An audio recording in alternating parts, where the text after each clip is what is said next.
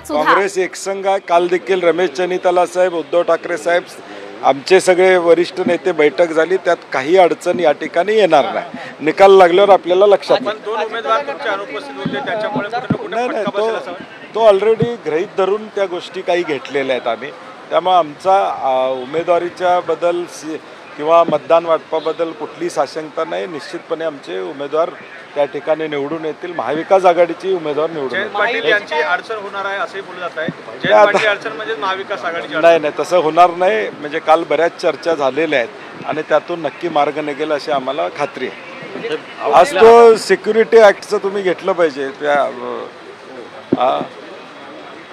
हिरामन घोषकर यांच्यावरती आपलेच नाही, मला वाटतं काल काही चर्चा झाल्या, त्याच्यावर रात्री पण त्यांनी बाईट दिलाय, रात्री पण चर्चा झाली। तसं काही होणार नाही। त्यांचं मत असलं तरी खोसकर साहेब हे आमच्याबरोबर राहतील याची आम्हाला खात्री आहे। तर आपण पाहतोय सतीश पाटील हे माध्यमांशी बोलत होते। तर दुसरीकडे भाजप आमदारांची आता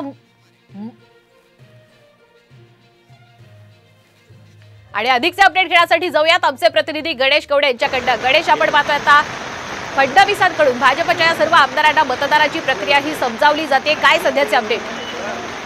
नक्कीच हे जे मतदान असतं हे प्रेफरन्सिंग मतदान असतं आणि ही प्रेफरन्सिंग मतदान कशा पद्धतीने करायचं याची खरं तर काल देखील आहे ती शाळा आहे या सगळ्यांची देवेंद्र फडणवीस यांनी आमदारांनी घेतलेली पाहायला मिळाली होती। आणि पुन्हा एकदा ही सकाळी देखील ही प्रक्रिया आहे ती समजून सांगितली जाते, कारण की जर अर्धा आणि एक मतांचा देखील आहे तो जर कोटा हल्ला गेला तर ह्याची मतं आहे ती विभागली जातात आणि त्यामुळेच कुठेतरी ही जी प्रक्रिया आहे की कशा पद्धतीने मतदान करायचं, जर आपण काय केलं तर हे मतदान बाद होऊ शकतं, ही सगळी प्रक्रिया आहे ती देवेंद्र फडणवीस स्वतः सर्व आमदारांना आहे ते समजवताना पाहायला मिळत आहेत। कारण की कुठलंही मत आहे ते बाद होऊ नये, जर मत बाद झालं तर त्याचा कोट्याचा परिणाम